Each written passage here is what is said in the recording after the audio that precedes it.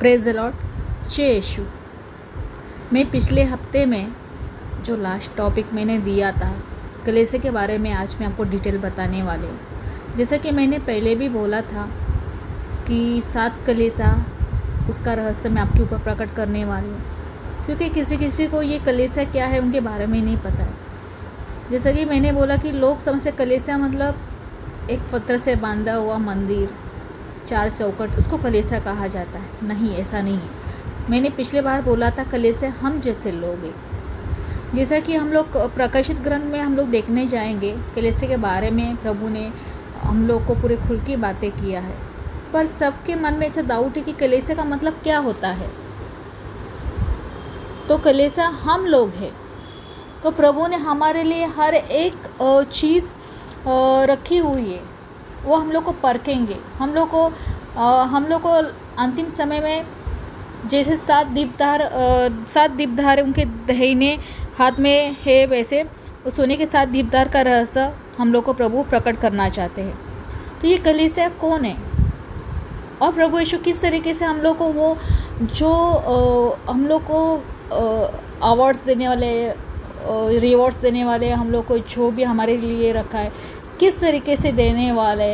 अगर हम लोग उनकी बात नहीं मानेंगे, अगर हम लोग बात नहीं मानेंगे तो हम लोग को क्या सज़ा हो सकती है, क्या शिक्षा हो सकती है, और किस तरीके से जानते, हर किसी व्यक्ति को जानते जो आज सुसमाचार सुना रहे हैं, जो यीशु का काम कर रहे हैं, उनके बारे में बता रहे हैं कि प्रभु यीशु क्या बोलते, तुम परिश्रम धैर्य से परिचित हो, मैं तुम्हारे, मतलब हम लोग जो परिश्रम कर रहे हैं, हम लोग जो धैर्य से काम कर रहे हैं, वो प्रभु यीशु हम लोग को जानता है कि हम लोग किस तरीके से परिश्रम कर रहे हैं और हम लोग कैसे धैर्य बना के रखे। तो प्रभु हर एक इंसान को जानते कि किस तरीके से कितने परिश्रम कर रहे हैं मेरे बच्चे लोग, कितने धैर्य से काम कर रहे हो, प्रभु सब जानते हैं। तो मैं तुमको दुष्टों को सह नहीं सकते कि तुम मतलब लोग बहुत परिश्रम कर रहे हैं, बहुत धैर्य से काम कर रहे हैं, पर कोई लोग रहते हैं ना, दुष्टों को सह नहीं कर सकते, सहने की उनकी ताकत नहीं रहती है।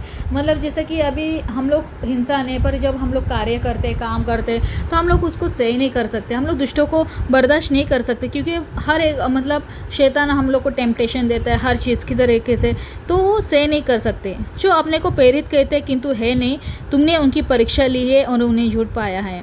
क्या बोल रहे प्रभु? बोलते कि जो अपने आप को बहुत प्रेरित करते हैं, मतलब प्रभु यीशु के चेले बोलते, प्रेरित करते, सुसमाचार सुनाते हैं, और वो मतलब वो क्या परिश्रम भी कर रहे हैं, धैर्य से भी परिचित है, और वो दुष्टों को सह भी नहीं सकता। मतलब वो क्या होता है, जब कोई ऐसा कभी होता है ना, जब प्रेरित जो काम करते हैं यीशु के नाम से, तो कभी कभी उनका भी मन विचलित हो जाते हैं और दुष्टों को सह नहीं सकते, और क्या करते हैं, फिर गलत रास्ते पे चले जाते हैं, है ना। तो गलत रास्ते पे जाते हैं और गलत काम कर बैठते हैं। तो और वो फिर भी ऐसा दिखाते हैं ना कि मैं बहुत अच्छा हूँ, ऊपर से सफ़ेद पोशाक पहना हूँ और अंदर से गलत रहते हैं। तो प्रभु यीशु ऐसे लोगों को भी जज कर रहा है इसी वक्त कि प्रेरित कहते हैं किंतु है नहीं, पर तुमने उनकी परीक्षा ली है और उन्हें झूठ पाया है।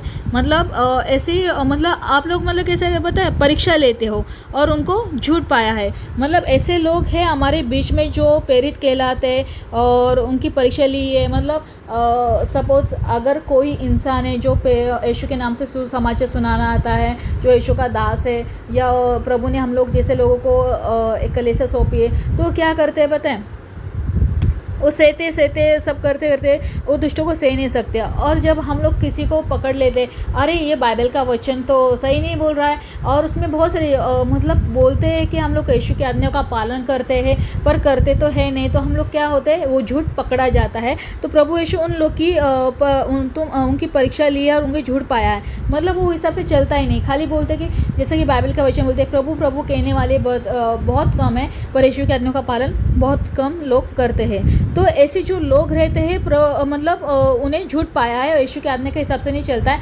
कभी कोई प्रेरित रहते हैं जो यीशु की आज्ञा का पालन मतलब कभी बाइबल नहीं पढ़े हैं और डायरेक्ट खड़े हुए और बोलते हैं कि बाइबल में कुछ उनके हिसाब से बाइबल की तरह वो बातें भी नहीं करती है। मतलब बाइबल कुछ और बोलता है और उनका जो वो ट्रीट करते लोगों से, बिहेवियर करते, गलत शिक्षा पाते, वो उनकी बात कह रहे हैं। तो तुम्हारे पास धैर्य है, तुमने मेरे नाम के कारण कष्ट सहा है और हार नहीं मानी, किंतु मुझे तुमसे शिकायत ये है कि तुमने अपना पहला धर्मोत्सव छोड़ दिया है। प्रभु यीशु क्या बोलते हैं, तुम्हारे पास धैर्य भी है और तुम्हारे नाम कष्ट भी सह रहे हो। मतलब हम लोग को बहुत सारे चैलेंज आते हैं, पीड़ित लोगों को बहुत जो यीशु का सुसमाचार सुना रहे हैं, बहुत चैलेंज भी आते हैं हमारे साथ और कष्ट भी सहते हैं हम लोग, और हम लोग हार भी नहीं मानते। पर किंतु मुझे तुमसे शिकायत है कि तुमने अपना पहला धर्मोत्सव छोड़ दिया है। मतलब कैसे होता है शुरू में कि बहुत सारे लोग यीशु में आते हैं, यीशु करते हैं, फिर उसके बाद वो मुड़ जाते हैं, गलत रास्ते पे चले जाते हैं। मतलब उनका वचन वो सब चीज़ें, जैसा कि मैंने बोला कि शुरू में बहुत एक्साइटमेंट रहते हैं यीशु में आने के बाद, सुसमाचार में ऐसा करूँगा वैसा करूँगा, फिर से वो जैसा बोलते हैं ना सुअर, जैसा कि सुअर कितना भी ये करेंगे वो कीचड़ में चला जाता है ना। वैसे कोई लोग हैं कि वैसे वो अच्छा सुसमाचार यीशु में आते हैं, भरो यीशु कहते, फिर से वो वैसे ही हो जाते हैं अपनी पहले की तरह। तो प्रभु यीशु कहते हैं अपना पहले धर्मोत्सव उन्होंने छोड़ दिया। मतलब यीशु की बात मानना बंद कर देते, बाइबल पढ़ना उनकी तरह हिसाब से, फिर वो गलत काम कर बैठते। तो ये इन लोगों के लिए इस पर विचार करो कि तुम कितने ऊंचे स्थान से गिरे हो।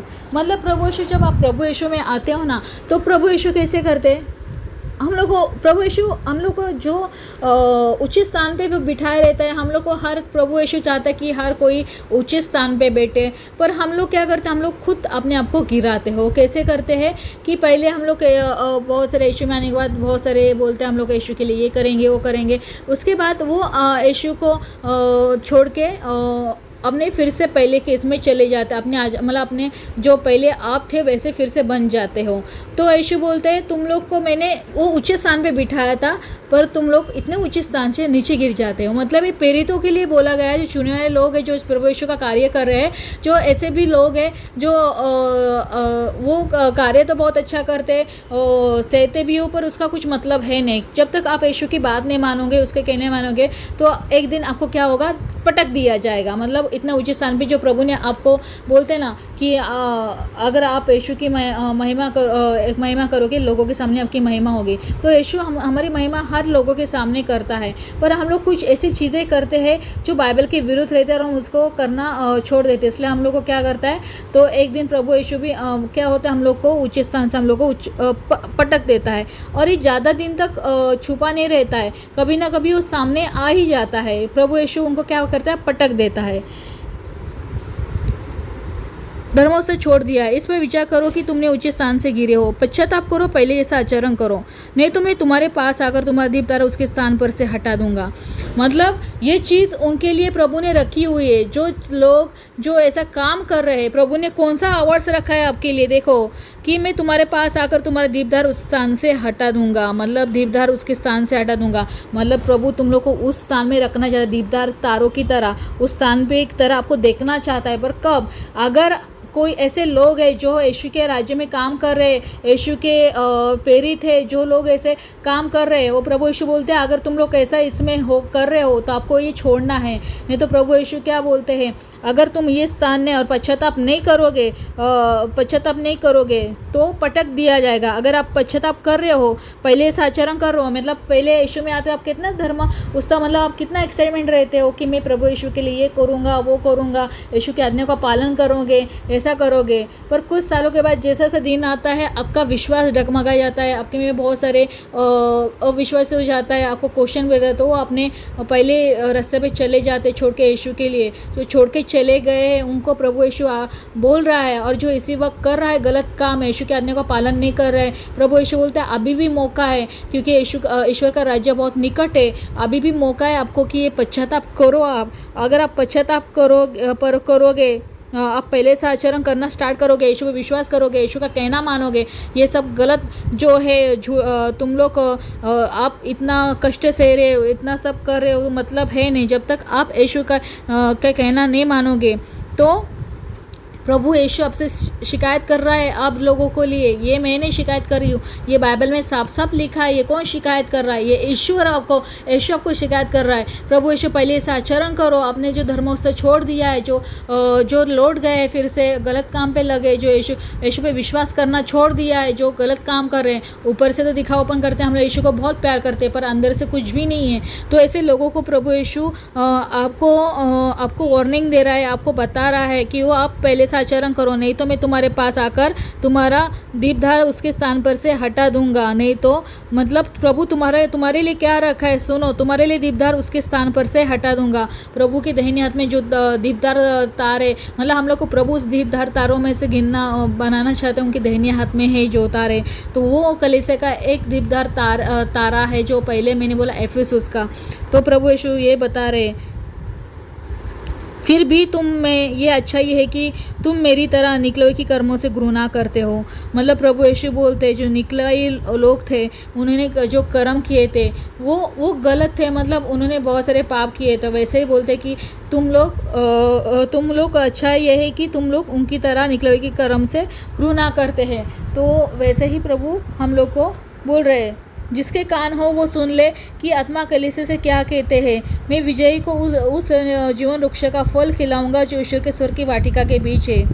क्या बोले, जिसके कान है वो सुन ले कि आत्मा कलीसिया से क्या कहता है। मैं विजयी को, मतलब जो अंतिम समय तक ये जो टिका रहेगा, जैसा मैंने बोला, अगर आज आप मुड़ गए हो यीशु के पास से, आप यीशु की तरह आचरण नहीं कर रहे हो, अगर तो प्रभु यीशु ने आपको बोला है कि क्या बोला है आपको, मैंने पहले ही बोल दिया है कि पश्चाताप करो, ओके। नहीं तो वो जो सावधानी है तुम्हारा, वो जो पद है आपको जो देना चाहता है प्रभु यीशु, उसको हटा रहा है। अगर आप प्रभु यीशु की बातें मानोगे, आत्मा कलीसिया क्या कहता है, मैं विजय को उस जीवन वृक्ष का फल खिलाऊंगा जो ईश्वर के स्वर्ग वाटिका के बीच है।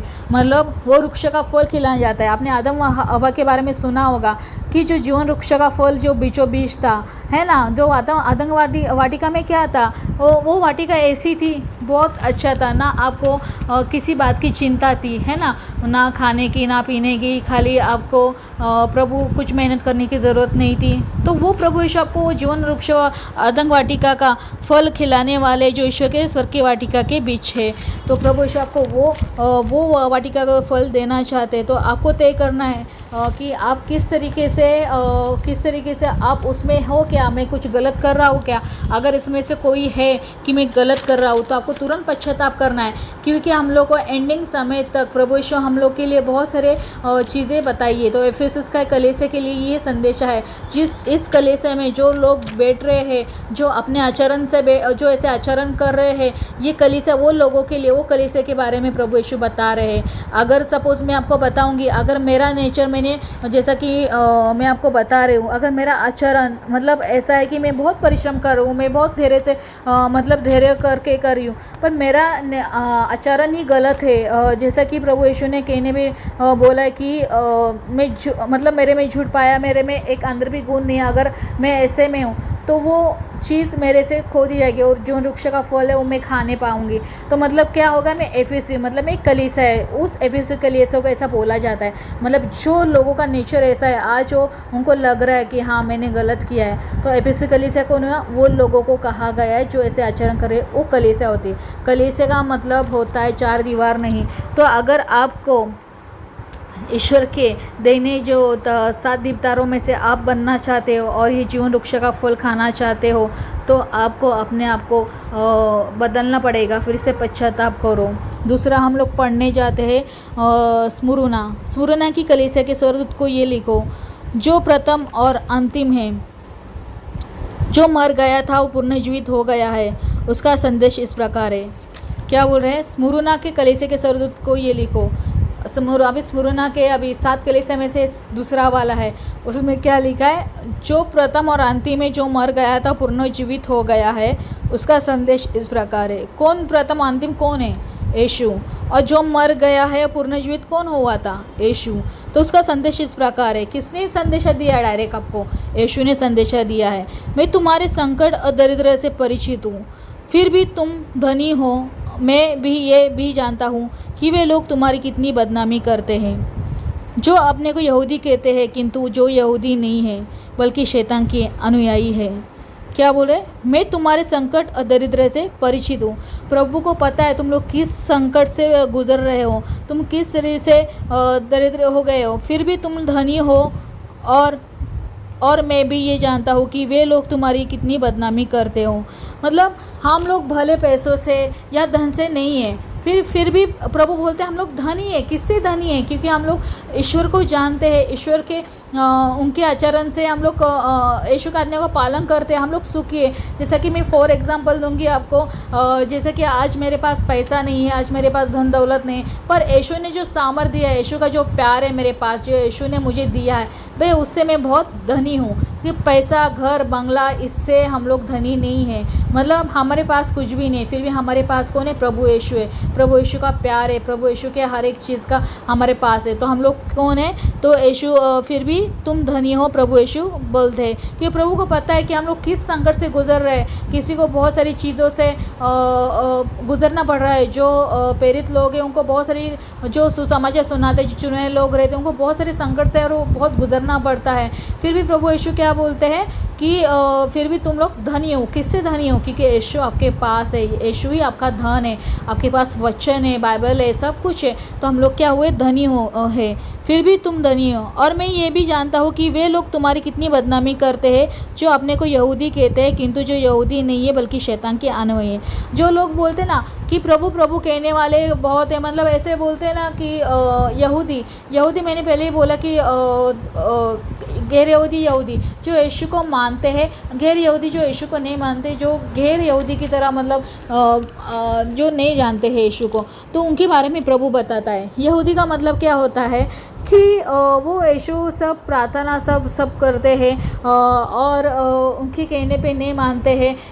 तो वो क्या करते हैं? जो भी आप यीशु के आज्ञाओं के हिसाब से नहीं चलते, बाइबल का वचन नहीं पढ़ते, यीशु को विश्वास नहीं करते और कुछ नहीं करते हैं, पूरी तरीके से उनके आज्ञाओं का पालन नहीं करते, बाइबल नहीं पढ़ते और प्रेयर नहीं करते, और जो अपने आप को बहुत समझते कि खाली चर्चेस में जाते हैं, दिखावापन करते हैं, और वो पर जो उनका आचरण है कैसा है? शैतान की तरह। मतलब उनके अंदर बहुत सारी चीज़ें भरी है। प्रभु, जैसा मैंने पहले भी बोला, प्रभु प्रभु कहने वाले बहुत है। जैसा कि बाइबल के वचन में बोला है कि बाइबल के वचन में यही बोलते कि तुम लोग अपने पूर्वजों की रूढ़ी परंपरा के ऊपर चलते हो। तो बहुत सारे लोग ये रूढ़ी परंपरा के हिसाब से बाइबल की विरुद्ध पाप कर बैठते हो, मतलब यीशु की आज्ञा का पालन नहीं करते। तो प्रभु यीशु क्या बोल रहे हैं कि यहूदी है पर बल्कि वो शैतान के अनुयायी है। क्योंकि शैतान कैसा है? शैतान झूठ बोलता है, बहुत सारी चीज़ें रहती, झूठ बोलता है। न जाने दारू नहीं पीना है आपको, झूठ बोलते हैं कि बहुत सारी चीज़ें आजकल दुनिया में हो रही है, मतलब वो उनके अनुयायी बनते। पर वो ऊपर से ऐसा बोलते कि हम लोग यहूदी है, पर यीशु की एक भी बात कहने के लिए सुनने के लिए नहीं सुनते। तो मैंने बहुत सारे लोगों को देखा है, चर्च में जाते सब करते, क्योंकि उनको पता है कि, और बहुत सारे लोग भी ऐसे यीशु में आते, दिखावा करते कि हम लोग यीशु से बहुत प्यार करते, बहुत ऐसे दिखावापन करते, पर अंदर झाँक के किसने देखा है? मतलब वही सच्चा अनुयायी है कि जो यीशु का आज्ञा का पालन करते हैं, उसके हिसाब से चलते हैं, बाइबल के वचन को ग्रहण करते हैं, तो वही है। पर लोग कैसे बोलते हैं? अपने को यहूदी तो कहते हैं, पर यीशु का कहना एक भी नहीं मानते, अपनी रूढ़ी परंपरा छोड़ने के लिए नहीं चाहते, चाहे यहूदी हो या गैर यहूदी हो। क्योंकि हिंदू लोग भी जब यीशु में आते हैं तो वो अपना सब छोड़ छाड़ के, सब अपनी रीति रिवाज छोड़ के तोड़ के आ जाते हैं। और कोई कैथलिक लोग बहुत से रूढ़ी परंपरा उनके पूर्वजों से चलती आ रही है, उन्हें पकड़ के रखी है। मतलब उन्होंने कभी बाइबल नहीं पढ़ा है, कभी उन्होंने जाना नहीं है, खाली जो देखा है, जो सुना है, वो इतना ही चलते हैं। क्योंकि ऐसे बहुत सारे लोग हैं इस दुनिया में कि जो यीशु में आए हैं पर उन्होंने कभी बाइबल पढ़ा ही नहीं और उसके अनुसार चलते ही नहीं है। उन सभी के लिए मतलब विश्वासु होके भी वो लोग सब ये काम कर रहे हैं। तो मैं उतना ही चाहती हूँ कि वो यीशु वही बोल रहे कि जो सच्चे लोग हैं, जो उनके पास आज जो सच्चे लोग हैं ना, उनके पास बहुत सारी परिस्थिति में गुजर रहे हैं, उनके पास धन नहीं है, दौलत नहीं, पर उनके पास एक यीशु है जो सच्चा है, वही धन है। और वो ऐसे लोगों की मतलब वो बोलते हैं कि तुम्हारी कितनी बदनामी करते हैं, और जो सच्चे दिल से और सच्चे राह से चलते हैं लोग उनकी बहुत बदनामी करते हैं, अरे ये तो झूठ बोल रहा है। बल्कि कोई लोग रहते हैं कि दिल से यीशु की आज्ञाओं का पालन करते हैं, वचनों का पालन करते हैं, और ऐसे लोग चुने लोगों को पता नहीं चाहते, ये मत करो, वो मत करो, ये गलत है, बाइबल के विरुद्ध है, फिर भी लोग वो करते हैं। और वो बोलते कि हम लोग तो जानते हैं, आप लोग बताने वाले कौन हो, ऐसे बोलते कोई लोग। जैसा कि मैंने आपको बोला कि आपको फॉर एग्जांपल देखो मैं आपको एक बताती हूँ। आप अगर डागरस का कहना मानोगे, बहुत सारे लोगों का गलत सोच है कि बाइबल में तो यीशु तो पीते हुए, ड्रिंक करते हुए डागर पी रहे थे, काना की विवाह में तो सब ड्रिंक कर रहे थे। भाई वो अल्कोहल नहीं था उसके अंदर उसके अंदर इसलिए कैथलिक लोग आज बहुत सारे ड्रिंक करते हैं। जो यीशु को जानते हैं वो भी वो पढ़ पढ़ के आज लोग ड्रिंक करने लगे, सब चलता है। उनकी ऐसी गलत फहमी है, क्योंकि अल्कोहल ड्रिंक करना ये गलत है, क्योंकि इसमें दो फ़र्क है। वो जो वाइन हम लोग ने वो नाम दिया है, डार्क रस वाइन, ये सब हाँ, वाइन और डार्क रस ये नाम है। पर जब तब का डार्क रस क्या रहता था, वाइन क्या रहता था, जब हमारे देश में अगर कोई फ्रूट, आज हमारे देश में क्या चल रहा है, हमारे उस स्टेट में क्या उग रहा है, अगर यीशु के उस जहाँ पे रहते थे वहाँ पे ग्रेप्स का बहुत सारी खेती होती थी, तो खेती करते टाइम वो क्या करते, ग्रेप्स का जूस निकालते थे और वो डार्क रस बोला जाता था, डार्क रस। और वो शादी में हर जगह पे बांटा जाता था, पर वो नॉन अल्कोहलिक था, वो अल्कोहलिक नहीं था। पर आज का डुप्लीकेट जो हम लोग वाइन पीते हैं उसमें अल्कोहल ये रहता है, उसमें नशा चढ़ता है, वो अल्कोहल नहीं है। प्रभु ने अल्कोहल दारू पीने के लिए मना किया है, पर लोगों की गलत फहमी, अरे यीशु भी तो पीते थे, वो अल्कोहल नहीं पीते थे, वो डार्क रस पीते थे। मतलब उनके देश में ग्रेप्स और द्राक्ष की खेती ज़्यादा की जाती थी। जैसे कि मैंने पहले बोला, अभी अगर आप नागपुर में जाओगे, संतरा मौसमी ये बहुत फेमस है, तो वहाँ का जूस, वहाँ पे हर एक वैरायटी आपको मिलेगी। जूस से संतरा से रिलेटेड जूस मिला जाएगा। वहाँ पे एक दुकान, जैसा कि महाबलेश्वर जाते हो, स्ट्रॉबेरी का खेत देखा जाता है, स्ट्रॉबेरी की आइसक्रीम, स्ट्रॉबेरी की ये, तो वो हर एक फ्लेवर के हर एक चीज़ बनाते हैं। वैसे ही यीशु के टाइम में वहाँ पे द्राक्ष जो खेती उस हिसाब से होता था, और वो डार्क रस पीते थे, ग्रेप्स मतलब जूस पीते थे। पर लोगों ने आज उसको बोलता है, अरे यीशु भी पीते तो हम लोग क्यों ना पिए, तो ये गलत पाप कर बैठते हैं। तो ही हम लोग को नहीं करना है, तो हम लोग को ये छोड़ना है। ये गलत फहमी आपके मन में है, उसको छोड़ना है। क्योंकि बहुत सारे लोग आज है ना, कैथलिक लोग में ही जो यीशु को जानते हैं, जो नहीं जानते वो लोग भी आज शैतान की अनुयायी बन गए हैं।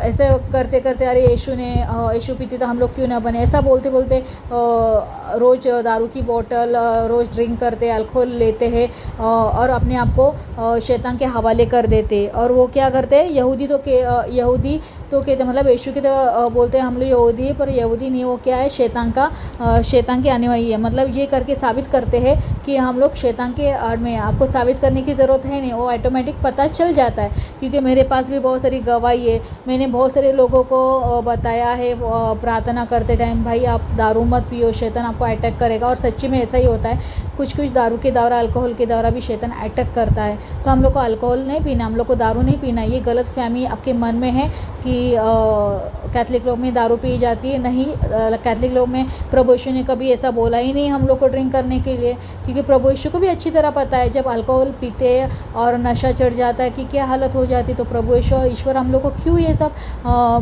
हम लोग को ये बोलेगा कि परमिशन क्यों देगा कि आपको ये करना है। तो आपको ये सब हम लोग को क्या करना है, ऐसा नहीं बोलना है कि पीते थे इसलिए हम लोग ये, तो ऐसे चीज़ में हम लोग साबित कर देते हम लोग शैतान की अनुयायी है। तो हम लोग को क्या है, ये छोड़ना है। तुम्हें जो कष्ट भोगना होगा उससे मत डरो। शैतान तुम्हारी परीक्षा लेने के लिए तुम उन लोगों को कुछ कैद में डाल देगा और तुम लोग 10 दिनों तक संकट में पड़े रहोगे। तुम मृत्यु तक ईमानदार बने रहो और मैं तुम्हें जीवन का मुकुट प्रदान करूंगा। मतलब इसका मतलब ये होता है, जब शैतान आपकी परीक्षा लेता है, मतलब कुछ चीज़ें हमारे लाइफ में ऐसी हो जाती है कि हम लोग ऐसा सोचते हैं, अरे हम लोग इतना अच्छा तो होते, फिर हमारे साथ ऐसा क्यों होता है। क्योंकि शैतान हम लोग को परीक्षा में डालने की कोशिश करता है। क्योंकि उन्होंने यीशु को भी नहीं छोड़ा था, उन्होंने परीक्षा ली थी शैतान ने ईश्वर की, पर वो उन्हें वचन के द्वारा हरा दिया। तो वैसा ही जब शैतान हमारी परीक्षा लेता है तो क्या करता है कि तुम्हारी परीक्षा लेने के लिए तुम लोगों के कुछ कैदों में डाल देगा। कौन से कैद में डाल देगा, मतलब तुम लोग ऐसे सिचुएशन में फंस गए हो कि अगर सपोज आपके पास आप बीमार हो और आप बहुत बीमार हो और आपको शैतान समझ में नहीं आ रहा, आप इतना अच्छे हो, आप प्रभु यीशु की आज्ञा का पालन करते हो, सब करते हो, आप उनके हर एक चीज़ मानते हो, फिर आप एक दिन ऐसा बीमार पड़ जाते हो, आपकी परीक्षा ली जाती है। जैसे कि आयुब के ग्रंथ में भी आपने पढ़ा होगा कि आयुब उनका कितना भक्त था ना, वो सुबह उठ के हमेशा वेदी पे आग जलाता था, प्रार्थना करता था अपने घर वालों के, पर उसके समय वो संकट आ गए थे। वैसे हमारे जो प्रभु यीशु के सच्चे अनुयायी है, मतलब यीशु की कहना मानते हैं, यीशु के जो बेटे हैं बेटियाँ प्रेरित थे सच्चे दिल से जो करते हैं, तो वो क्या करते हैं कि उनको है ना उनकी परीक्षा ली जाती है। तो ये मतलब ऐसे संकट में डाल देते कि हम लोग को कुछ समझ में नहीं आता कि मैं क्या करूँ क्या नहीं। पर आपको पता है जब प्रभु यीशु ने इसमें सब कैद में डाल देगा और तुम लोगों को 10 दिनों संकट में पड़े रहोगे। मतलब शैतान आपको 10 दिन आपको है ना इस संकट में पड़ा रहेगा। 10वां दिन जब ख़त्म होगा 11वां दिन प्रभु यीशु आपको उसको छुड़ाएगा। मतलब शैतान आपकी कम से कम 10 दिन परीक्षा लेगा। कितना दिन? 10 दिन। उस 10 दिनों में आपको इस परीक्षा को पास करना है, शैतान को हराना है। आपको अगर कौन सा भी संकट आया लाइफ में तो आपको अगर आप मैं जैसा बोला मैंने आप बीमार हो तो संकट तो शैतान आपको है ना 10 दिनों में ना 10 दिन आपको ना बहुत सताएगा। जैसे कि अगर आपको कोई बीमारी है, आप बेड पे पड़े रहोगे, आपको खाना नहीं जा रहा है, ये नहीं जा रहा है, 10 दिन आपकी शैतान परीक्षा लेते हो। पर शैतान अगर आप इससे जीत लिया तो 11वें दिन तो यीशु आपके पास आएंगे और आपको छुड़ाएंगे। तो 10 दिन खाली शैतान आपकी परीक्षा लेते हो। जो लोगों को ऐसा लग रहा है कि हम लोग इतना अच्छा करने के बाद भी हमारे साथ ऐसा क्यों होता है, देखो इसका मतलब ये होता है तुम लोग 10 दिनों तक संकट में पड़े रहो। कितना दिन? 10 दिनों में आप संकट में पड़े रहोगे। अगर आपके पास सिचुएशन ऐसा पैदा हो रही है, जो ईमानदार है, जो है जो बहुत सच्ची दिल से कर रहे हैं, तो उनकी प्रभु शैतान उनकी परीक्षा लेता है। तो हारना मत, डरना मत। शैतान आपकी 10 दिन परीक्षा लेगा, उसके बाद वो चला जाएगा। इसका मतलब ये होता है तुम मृत्यु तक ईमानदार और आगे बढ़ते, तुम मृत्यु तक ईमानदार बने रहो और मैं तुम्हें जीवन का मुकुट प्रदान करूँगा। प्रभु यीशु क्या बोलते? मतलब ये प्रभु ने बोला कि जन्म मृत्यु हमारे हाथ में है और प्रभु सुख दुख भेजने वाला मैं हूँ, सब कुछ करने वाला मैं हूँ। और प्रभु यीशु क्या बोलते? मतलब ये मृत्यु तक, जब तक हम लोग मरते नहीं तब तक हम लोग को क्या करना है? यीशु पे विश्वास करना है। हम लोग को ईमानदार रहना है। हम लोग को इस संकट में, चाहे कौन सा भी संकट को ना हो, मैं खाली बीमारी का आपको एग्जाम्पल दिया। ऐसे बहुत सारे हमारे लाइफ में सबके अलग अलग प्रॉब्लम रहते हैं, लाइफ में सिचुएशन तैयार होती है जो शैतान हमारी परीक्षा लेते हैं और हम लोग यही सोचते हैं कि अरे बाप रे, मैं तो इतना करने के बाद भी, इतना ईमानदार रहने के बाद भी मेरे साथ ऐसा क्यों होता है। ये शैतान हमारी परीक्षा लेते रहेगा। पर प्रभु यीशु क्या बोलते? तुम लोग ईमानदार रहो और ईमानदार रहो मरने तक और विश्वास करो। तो हम लोग को क्या करना है? ईमानदार रहना है और मैं तुम्हें जीवन का मुकुट प्रकट करूँगा। क्या करोगे? जीवन का मुकुट प्रकट करेंगे। मतलब जो इस सिचुएशन से आज गुज़र रहा है, जो प्रभु ने कहने के लिए कि उन्होंने क्या बोला, अगर आप इस सिचुएशन से गुज़र रहे हो और तो तुम लोग के ईमानदार बने रहोगे तो मैं तुम्हें जीवन का मुकुट प्रकट करूँगा। उनको क्या प्रभु क्या देने वाला है? अगर ईमानदार रहोगे तो मरने तक, तो उनको ये अवार्ड देने वाले हैं प्रभु। और मैं तुम्हें जीवन का मुकुट प्रदान करूँगा। ये जीवन का मुकुट क्या होता है? मतलब जीवन, मतलब तुम लोग ने शैतान को हराया है ना। ये जीवन भर का मुकुट, एक आनंद जीवन का ये साइन है, तुम लोग को मिलने वाला है। ये आपको प्रभु दे रहा है। जिसके कान हो वो सुन ले कि आत्मा कलीसिया से क्या कहता है। विजय को द्वितीय मृत्यु से कोई हानि नहीं होगी। मतलब विजय को द्वितीय मृत्यु से कोई हानि नहीं होगी। मतलब प्रभु यीशु बोलते अगर आप मर भी जाओगे, द्वितीय मतलब क्या?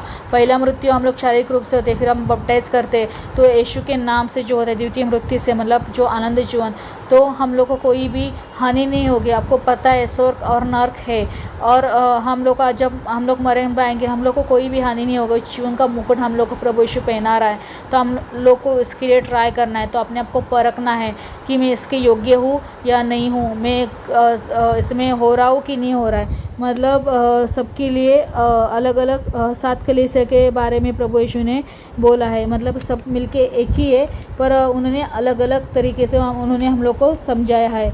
मतलब पहले जो इस तरीके से आचरण कर रहे हैं उनको छोड़ना है, तो उनको क्या करना है? जीवन वृक्ष का फल खिलाने वाले प्रभु यीशु और स्वर्णा वाटिका के बीचों बीच का। और सेकंड क्या है? जीवन का मुकुट प्रदान करेंगे और और क्या बोला है? विजय को द्वितीय मृत्यु से कोई हानि नहीं होगी।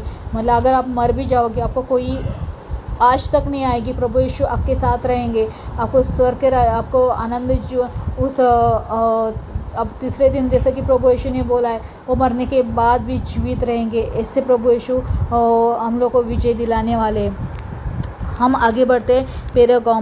पेरागामन के कलीसिया के स्वर्गदूत को ये लिखो। जिसके पास तेज दुधारी तलवार है उसका संदेश इस प्रकार है, मैं जानता हूँ कि तुम्हारा निवास कहाँ है, वो वहाँ है जहाँ शैतान की गद्दी है।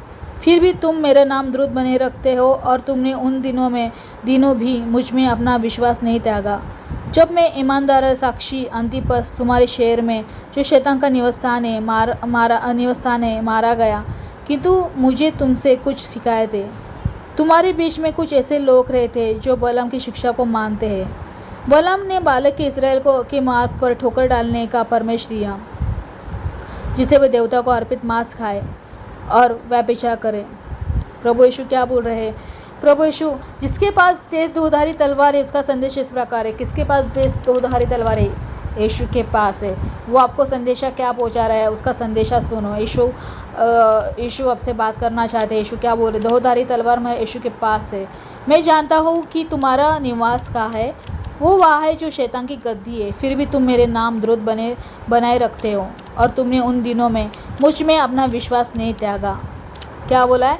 मतलब ऐसे सिचुएशन होते कि बहुत सारे प्रेरित लोग हैं, बहुत सारे लोग आते हैं यीशु के नाम से, मतलब हर तरह की शैतान की आने हुई। शैतान मतलब मूर्ति पूजन नहीं, बहुत सारे शैतान आज बसे हुए इस धरती पे कि हम लोग को फंसाते। प्रभु यीशु उन शैतानों की बात करे कि मतलब हम लोग को इन शैतानों, हमारे बीचों बीच शैतान भी बसा हुआ है कि वो क्या बोलते हैं कि हम लोगों को शैतान कितना ही बहकाता है, फिर भी हम लोग ने यीशु पे विश्वास नहीं किया है।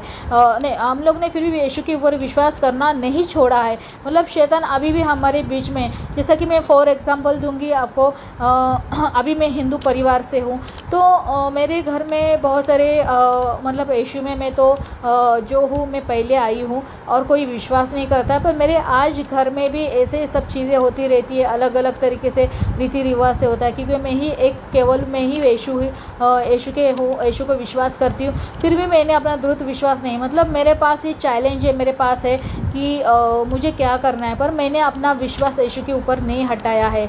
मतलब मेरे पास भी बहुत सारे लोग आते प्रेयर में, बाहर की दुनिया कैसी रहती है मैं जाती हूँ, अलग अलग तरीके के लोग, अलग अलग सोच, अलग अलग तरीके से होते हैं, तो मतलब हर जगह पे शैतान बसे हुए हैं। तो हम लोग क्या करते हैं, हम लोग वह है जहाँ शैतान की गद्दी है, फिर भी तुम अपने मेरा नाम द्रुत बनाए रखते हो और तुम उन दिनों में मुझ में अपना विश्वास नहीं त्यागा। मतलब फिर भी मेरा विश्वास इतना है। आज मुझे 2017 में मैं यीशु में आई थी, 2018 में मैंने बपटाइज़ किया, फिर भी मैंने यीशु में अपना विश्वास नहीं त्यागा। मुझे पूरा विश्वास है यीशु के ऊपर कि ये जिंदा परमेश्वर है, ये आनंद जीवन देगा। और बहुत सारी मैं यीशु के नाम से एकदम द्रुत बनी रही हूँ और मुझे बहुत सारी चैलेंज है, क्योंकि जब भी मैं हमेशा सोचती हूँ कि प्रभु, जो भी यीशु में हर घर में कोई भी पहले आता है उसको चैलेंज एक्सेप्ट करना पड़ता है, उसमें बहुत सारे संकट आते हैं। कोई ऐसे लोग भी है यीशु का नाम लेते और पीछे मुड़ जाते हैं, मतलब यीशु को नाम नहीं लेते, छोड़ के चले जाते हैं। पर जो यीशु के नाम, जो शैतान, इतनी सारी दुनिया में शैतान चल रहे, जो यीशु के आदमी को हिस्सा है, उनको पास बहुत चैलेंज आ जाते हैं, उनको एक्सेप्ट करना पड़ता है। तो वो क्या करते हैं, विश्वास नहीं त्यागते, यीशु में पूरी तरीके से विश्वास बनाए रखते हैं, मतलब उनको नहीं छोड़ता है वो यीशु को, और हर आज्ञा का पालन उनके हिसाब से आज्ञा का पालन करते हैं। और तुमने उस दिनों भी मुझ में अपना विश्वास नहीं त्यागा, जब मेरे ईमानदार साक्षी अंतिपस तुम्हारे शहर में जो शैतान का निवास स्थान है मारा गया। क्योंकि जब हम लोग प्रभु यीशु की साक्षी देते, जब यीशु ईमानदारी से हम लोग करते हैं, जो शैतान का निवास स्थान है वो मारा गया। मतलब जिस दिन हम लोग यीशु को ग्रहण करते, जिस दिन यीशु की हम लोग महिमा करते, जिस दिन हम यीशु की गवाही देते, तो हम लोग क्या कहते हैं, उस दिन शैतान का निवास स्थान पूरी तरह से हमेशा नष्ट हो जाता है। इसलिए हम लोग को यीशु में विश्वास द्रुत बने रहना है। इसलिए हमेशा मैं आपको बोलती हूँ, जब आपके लिए प्रार्थना की जाती है, कोई बंदा या बंदी आपके लिए प्रार्थना करते हैं, आप गवाही दो, तभी यीशु की महिमा होती है, तब शैतान का निवास स्थान वहाँ से हट जाता है। शैतान को गुस्सा आता है कि यीशु की महिमा कर रहे हैं, तो यीशु क्या बोलते हैं कि ईमानदार साक्षी अंतिपस तुम्हारे शहर में जो शैतान का निवास स्थान है मारा गया।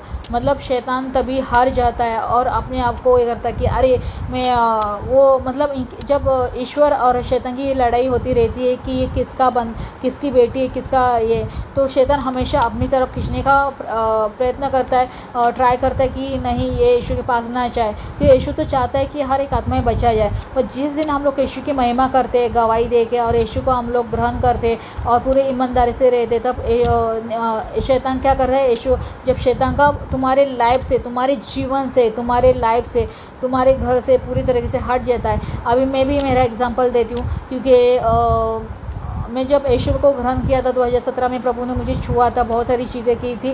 तो जिस दिन मुझे महसूस हुआ तो मैंने क्या किया, उस दिन से ग्रहण किया और मैंने यीशु को माना। और उस दिन से मैंने मैंने यीशु को माना कि नहीं, ये जीवित परमेश्वर है ये। मतलब वहाँ पे शैतान का सर्वनाश हुआ, मतलब उसकी हार हुई, क्योंकि उसको लगता था कि ये यीशु के पास नहीं जाएगी। मतलब वहाँ से जब मैंने यीशु को ग्रहण किया, जब मैंने यीशु के बारे में सुसमाचार, प्रेयर करना, प्रार्थना करना स्टार्ट कर दिया, सब कर दिया, मतलब वहाँ पे शैतान की हार हो गई है। तो हमेशा के तरीके मेरे घर से, मेरे दिल से, मेरे लाइफ से सब मैंने शैतान को हटा दिया है। तो इस तरह के हम लोग को क्या करना है, शैतान को हटाना है। पर कैसा, जब आप यीशु को पूरा विश्वास करना, और अगर यीशु ने आपके लिए कुछ किया है उसके लिए आपको गवाही देना है, तभी आप शैतान हार जाएगा। कि आप जब गवाही देते हो यीशु के नाम से, टेस्टिमनी देते हो, तो समझ लेना आप शैतान का वहाँ पे हारा देते हो। और किंतु मुझे तुमसे कुछ शिकायत है, तुम्हारे बीच कुछ ऐसे लोग रहते हैं जो बलाम की शिक्षा को मानते हैं। बलाम ने बालक को इसराइल के मार्ग पर ठोकर डालने का परामर्श दिया, जिससे वे देवताओं का अर्पित मांस खाए व्यभिचार करें। तुम्हारे बीच कुछ ऐसे लोग भी हैं जो निकोलियों की शिक्षा मानते हैं। इसलिए पश्चाताप करो, नहीं तो मैं शीघ्र ही तुम्हारे पास आऊँगा और अपने मुख की तलवार से उन लोगों को युद्ध करूँगा। मतलब प्रभु यीशु क्या बोलते हैं, आपने प्रभु यीशु क्या बोलते, कुछ ऐसे लोग भी हमारे बीच में, वो यीशु को तो ग्रहण करते, सब कुछ बोलते हैं, पर एक साइड से दो नाव पे पाँव रख रहे कि बलाम की, आपने बलाम बालक की आपने पुराने ग्रंथ में पढ़ा होगा कि बलाम का जो राजा, जो बालक रहता है, जो एक नबी को क्या बोलता है कि तू है ना इज़राइल के विरुद्ध है ना भविष्यवाणी कर कि वो हार जाए मेरे से। पर ऑलरेडी इज़राइल लोग ब्लेस रहते, यीशु ने उनको मतलब पिता परमेश्वर ने उनको ये किया कि मेरे बच्चे उनको हाथ नहीं लगाएगा, क्योंकि विजय हर जगह पर इज़राइल लोग की होती है। तो बालक बोलता है नहीं तो इसके लिए भविष्यवाणी कर। पर तभी वो नबी क्या बोलता है, नबी क्या बोलता है कि नहीं मैं नहीं कर सकता हूँ, मैं झूठ नहीं बोल सकता, चाहे तुम लोग मुझे कितना भी सोना दो, धन दो। और राजा जो रहता है बालक, वो क्या बोलता है कि मैं तुझे सब दूंगा, पर तू उनके लिए भविष्यवाणी कर, तुमको लिए ये कर। पर वो बोलता है कि नहीं तुम लोग मुझे कितना भी धन दे दो, कुछ भी कर दो, पर मैं भविष्यवाणी, झूठी भविष्यवाणी नहीं करूँगा, मैं जो प्रभु ने मुझे बताया मैं वही भविष्यवाणी करूँगा। ऐसे राजा उसको 2 या 3 बार उसको बुलाने के लिए भेजता है और वो वही बोलता है। तो ईश्वर क्या बोलता है उस नबी को तू जा और ऐसा ऐसा बोल। और वो जो हमेशा बोलता प्रार्थना करना तो वेदी जलाते उनके सामने, आप वेदी जलाओ पर इज़राइल के विरुद्ध आप प्रोफेसी करो कि वो ये युद्ध हार जाए। फिर भी उसके मुंह से इज़राइल के लिए अच्छा दुआई निकलती है और बालक के लिए गलत दुआई निकालती है, तो वो छिड़ जाता है उस समय पे। तो वही पिता परमेश्वर क्या बोलते हैं कि ऐसे लोग जो बालक और बलम देवता किसका जिक्र किया, जो लोग इनको किसको यीशु ने किनको पुकार के ये कहलाया बलम बालक, ये किसको बोला है, जो 2 नाव पे पाँव रखते हैं। मतलब यीशु के पास तो आते हैं, यीशु करते, गवाही भी देते, फिर भी 2 नाव पे पाँव रखते हैं। मतलब कैसा होता है, यहाँ पे भी वो करेंगे और यहाँ पे भी करेंगे। और जब उनको अच्छी चीज़ें चाहिए तो प्रार्थना के लिए आएंगे और उनका पूरा होने के बाद फिर भी अपने भगवान को मानेंगे। और वो क्या करते हैं, वो जो देवता को अर्पित, प्रभु ने बोला मूर्ति पूजन मत करो, चढ़ावा मांस मत खाओ, ऐसा बोला हुआ है। तो क्या करते हैं, वो अपने भगवान को चढ़ावा मांस खाते, मूर्ति पूजन करते हैं, व्यभिचार करते हैं, बहुत सारी गलत चीज़ें करते हैं। तो हम लोग को प्रभु यीशु वही बोल रहे हैं कि तुम लोग ऐसे लोग भी बीच में हैं जो ईश्वर के राज्य का, मतलब यीशु तो कहते हैं हर एक चीज़ परमेश्वर आते तो हो, पर तुम एक साइड से 2 नाव पे पाँव रख रहे हो। ऐसे लोगों के लिए प्रभु बोल रहा है, 2 नाव पे जो पाँव रखे उन लोगों के लिए बोल रहा है कि तुम लोग तो आते हो, सब कुछ करते हो, पर तुम लोग ने क्या करा, देवताओं का अर्पित मांस खाए व्यभिचार किया है। मतलब अनेक देव अर्पित मांस खा के और व्यभिचार करते हो, गलत रास्ते भी जाते, उनके आज्ञाओं का पालन करते। ऐसे लोगों के लिए प्रभु यीशु बोल रहे, तुम्हारे बीच ऐसे लोग भी हैं जो निकले की शिक्षा मानते हैं, इसलिए पश्चाताप करो, नहीं तो मैं शीघ्र ही तुम्हारे पास आऊँगा और अपने मुख की तलवार से उन लोगों को युद्ध करूँगा।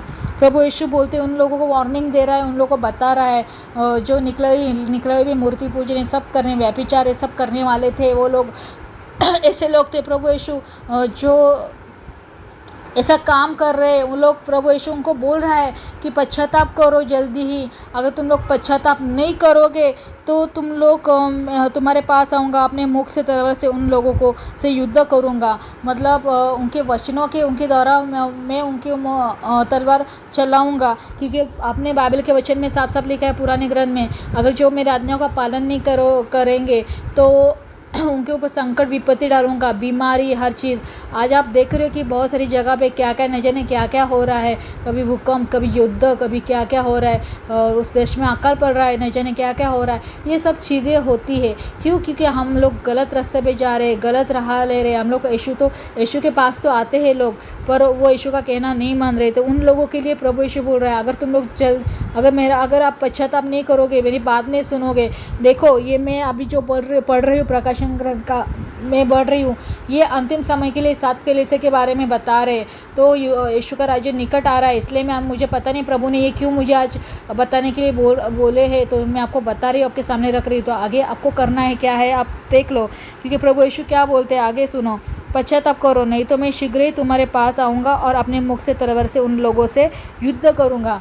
देखो आपको अभी भी समय है, जो इस तरीके से लोग आचरण कर रहे हैं, जो गलत फहमी में हैं कि चलो कुछ चीज़ पाने के लिए प्रेयर करो, कुछ चीज़ करने के लिए प्रेयर करो, और दिल से नहीं कर रहे, दो नाव पे पाँव रख रहे। क्योंकि आजकल कैथलिक लोग भी अपने घर में नहीं, दूसरे बाबा बुआ जादू तंत्र मंत्र का सहारा लेते, बड़े बड़े लोग लेते, हिंदू लोग जो जादू तंत्र मंत्र जो नहीं जानते हैं, जो यीशु के बारे में जो ऐसा सहारा ले रहे हैं, बहुत सारी चीज़ें मैं देखती हूँ सुनती हूँ। तो ऐसे लोगों को प्रभु यीशु अन्य भगवान के पास जाते, यीशु को नहीं मानते, जीवित मतलब ये सबके लिए है, ये खाली कैथलिक लोग के लिए या किसी के लिए नहीं है, ये सबके लिए, जितने सारे इस धरती में जितने सारे मनुष्य हैं, जितने सारे लोग हैं, उन सभी के लिए। तो ये सबके लिए जो लोग ऐसा कर रहे गलत काम, तो छोड़ दे और पश्चाताप करे। जिसके कान है वो सुन ले कि आत्मा कलीसिया से क्या कहता है। मैं विजय को छुपा हुआ मन्ना और एक सफ़ेद पत्थर प्रदान करूँगा, उस पत्थर पर एक नया नाम अंकित होगा जिसको पाने वाला के अतिरिक्त और कोई नहीं जानता है। मतलब प्रभु यीशु उनके लिए क्या रखा है, देखो जिसके कान हैं वो सुन ले कि आत्मा कलीसिया से क्या कहता है। मैं विजय को छुपा हुआ मन्ना, जैसा कि मन्ने के बारे में पता है, पिता परमेश्वर ने डायरेक्ट स्वर्ग से मन्ना भेजा था, वो मन्ना हम लोग को खाने को मिलेगा अगर जो इसमें विजयी होंगे, इस सिचुएशन में आगे बढ़ेंगे, विजय होंगे, उनके लिए ये रिवॉर्ड अवार्ड रखा गया है। छुपा मन्ना और एक सफ़ेद पत्थर प्रदान करूँगा, एक सफ़ेद पत्थर प्रदान करूँगा, उस पत्थर पर एक नया नाम अंकित होगा जिसको पाने वाला अतिरिक्त और कोई नहीं जानता। मतलब प्रभु यीशु ने ऐसे लोगों के लिए वो पत्थर लिखा है, उसके नाम पे उस पत्थर पे उनका नाम अंकित होगा जिसको पाने वाले के अतिरिक्त और कोई नहीं जानता है। जिसको पाने वाला मतलब क्या, जो इस चीज़ में उसको पता है कि वो ईमानदार है और जो ऐसा करने रहा है उसको पता है कि ये पत्थर मुझे पाना है, पाने वाले के अतिरिक्त तो किसी को नहीं जाना है। मतलब ऐसा रहता है, ये आपको पता है कि आपने क्या गलती किया है, मैं इसमें हूँ या नहीं, मैंने पहले ही बोला अपने आपको परखो। तो ये चीज़ें हैं, इसके पाने वाला और अतिरिक्त आपको ही पता है कि आपको ये पत्थर मिलने वाला है कि नहीं मिलने वाला है, क्योंकि आपको ये परखना है। आज मैं 3 कलीसियों के बारे में बताया है, तो आपको अपने आप को परखना है कि इसमें मैं हूँ। तो अगर नहीं है तो पश्चाताप कीजिए। जो प्रभु ने हमारे लिए ये जो रिवॉर्ड आपको जो बताया, हम लोग को वार्निंग भी दे के छोड़ा है, बाद में बोलना मत, हम लोग को ये पता नहीं था और हम लोग गलती कर बैठे। तो ये कलीसिया हम जैसे लोग हैं, तो इस कलीसिया को हम लोग को क्या करना है, द्रुत बने रखना है, साफ रखना है, यीशु की आज्ञा का पालन करना है, इसको खराब नष्ट नहीं करना है इस कलीसिया को। हम लोग जो कलीसिया है, तो आप अपने आप को परखो कि, और अगर ऐसा है तो आपको अभी पश्चाताप है, अभी भी मौका है। क्योंकि मैं इसलिए बोल रही हूँ कि अंतिम समय आ गया है हमारा न्याय करने के लिए। तो आपको इसको परखना है और द्रुत बने रहना है, विश्वासु बने रहना है। हमारे लिए प्रभु ने ये जो हम लोग के लिए जो रखा है, हम लोग को ये पाना है। तो प्रभु यीशु से बहुत प्यार करता है, ये मैं नहीं बोल रही हूँ, प्रभु ने साफ साफ बोला है। ये यीशु ने आपको एक संदेशा दिया हुआ है, तो आपको इस संदेश पे गौर करना है क्या है, या तो आप खुद पढ़ सकते हो इस ग्रंथ को। प्रकाशन ग्रंथ है। तो ये 7 कलीसियों के बारे में क्या लिखा है,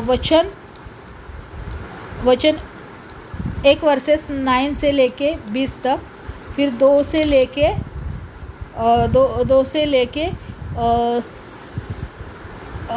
17 2 वर्सेस 1 से लेके 17 तक। तो आपको ये पढ़ना है। 3 फिलहाल आपको ये पढ़ना है। अगर आपको समझ में नहीं आ रहा है, गौर से देखो मैंने क्या बोला है, और आपको उसको अपने पास समझना है, कोशिश करना है, पश्चाताप करना है, क्योंकि यीशु आपसे बहुत प्यार करते हैं। वो नहीं चाहते कि एक भी आत्माएं नष्ट हो जाए। तो हम लोग को परखना है। तो अगले टाइम में फिर से 4 कलीसिया के बारे में बताऊंगी पूरे विस्तार के साथ। तो तब तक आप उसको पढ़िए, समझे और अपने को परखे और उस चीज़ पाने के लिए ट्राई कीजिए, क्योंकि ये मुश्किल नहीं है। क्योंकि हम लोग के लिए मुश्किल होगा, पर ईश्वर के लिए नामुमकिन कुछ भी नहीं है। ईश्वर आपको साथ देगा, पवित्र आत्मा को साथ देगा ये सब करने में। तो आपको अपने आप को परखना है, आगे बढ़ना है। ओके, तो सबकी आंखें बंद, हम लोग प्रार्थना करेंगे। आने वाले दिनों में जो भी संकट हमारे ऊपर गिरेगा, तो हम लोग धैर्य बने रखे, विश्वास बनाए रखे और इस चीज़ में यीशु की आज्ञाओं के हिसाब से चले, यीशु की कहना माने। हम लोग आंखें बंद करेंगे। हालेलुया रबकशय्य रखराइय रमनखराइय रमनशन्य हरेलल्ला हो कइय रमखराइय रमथराइय रमनशन्य हरेलल्ला रबशय्य लब love love love love love लब हो शिखराइय लब love love love love love love love love love love love love fire fire fire fire fire fire fire fire fire fire fire fire Holi Holi Holi Holi Holi Holi spirit fire fire fire fire fire. अग्नि की तलवार आपके पास आ रही है, आपको छू रही है, आपके पास आ रही है, सबके ऊपर आ रही है। Fire fire fire fire Holi Holi Holi. किसी की ज़बान अग्नि की तरह जल रही है, फायर हो रही है, फायर हो रही है। हो रब कइय रब शन्य हिय रब नखराइय रब मंथराइय रब शन्य हरे लल्ला हो कइय बइय रब मंथराइय रब नखराइय रब नख शन्य हिय लब love love love love fire fire fire fire fire हो holy spirit holy spirit holy spirit holy spirit holy spirit हो रब कइय love love love love touch holy receive touch holy receive touch holy receive. तो अगले हफ्ते हम लोग फिर से जो 4 हमारी कलीसिया है उसके बारे में मैं बताऊंगी क्या रहस्य है। तो आप तब तक पढ़िए बाइबल और यीशु की आज्ञाओं का पालन कीजिए। अगर आपसे कुछ ऐसा लग रहा है कि मैं यहाँ पे गलत हूँ, तो आप पश्चाताप कीजिए। अभी भी टाइम नहीं गया है। प्रभु यीशु आपको माफ़ करेगा, कितना भी बड़ा पापी क्यों ना हो। हाँ, पर गलती से किया हो, गलती से हुआ होगा तो ठीक है, पर जानबूझ के गलती करके पाप करते उनके लिए माफ़ी नहीं है। तो हम लोग को अपने आप को परखना है, पश्चाताप कीजिए और फिर से पाप मत कीजिए। प्रभु यीशु एक ही आपको हर प्रकाशन ग्रंथ से लेके आपको एक ही सिखाएगा, पाप मत करो, पाप छोड़ दो, यही आपको सिखाएगा। तो हमारा एक ही सहारा कि पाप करना छोड़ना है, यीशु की आज्ञाओं का पालन करना है, उनके हिसाब से चलना है। मैं इतना ही कहूँगी। तो अगले वीक में मैं और आपको 4 जो कलीसिया के बारे में आपको बताऊंगी। तो 4 कलीसिया कौन से हम लोग पढ़ते हैं। तो हम आगे के 4 कलीसिया है दुआतिरिया, सारादेस, फिलाडेल्फिया, लौदीकिया। ये 4 कलीसिया बाकी है।